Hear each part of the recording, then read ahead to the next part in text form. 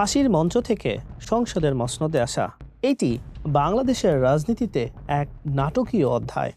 ত্রয়োদশ জাতীয় সংসদ নির্বাচনে জয়ী হয়েছেন এমন ৩ নেতা যারা একসময় মৃত্যুদণ্ডপ্রাপ্ত আসামি হিসেবে বছরের পর বছর কাটিয়েছেন কারাগারে।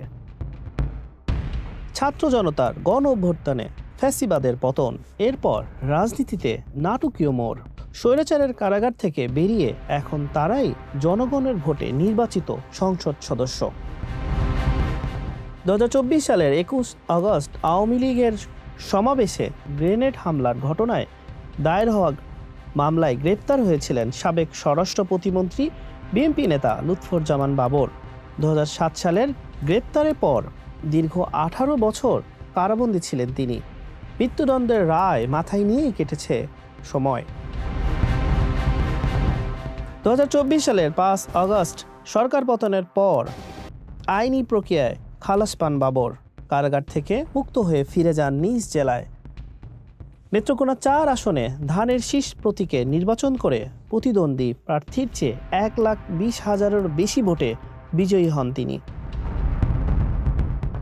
একই মামলায় মৃত্যুদণ্ডপ্রাপ্ত আর এক বিএনপি নেতা আব্দুস সালাম পিন্টু প্রায় 17 বছর কারাবন্দী থাকার পর 2024 সালের 24শে ডিসেম্বর মুক্তি পান তিনি। ফিরে যান টাঙ্গাইলের গোপালপুর ভূঁইয়াপুরে। ত্রয়োদশ জাতীয় সংসদ নির্বাচনে প্রায় 2 লাখ ভোটে বিজয়ী হয়ে সংসদে জায়গা করে নেন পিন্টু। অন্যদিকে মানবতা বিরোধী অপরাধের মামলায় মৃত্যুদণ্ডপ্রাপ্ত জামাত নেতা এটিএম আজহারুল ইসলাম বিপুল ভোটে সংসদ সদস্য নির্বাচিত হয়েছেন। 2012 সাল থেকে দীর্ঘ 1 যুগ কারাবন্দী ছিলেন তিনি। 2024 সালের 28শে মে মুক্তি পান তিনি। রংপুর 2 আসনে বিপুল ভোটে জয়ী হয়ে সংসদ সদস্য নির্বাচিত হয়েছেন আজহারুল ইসলাম।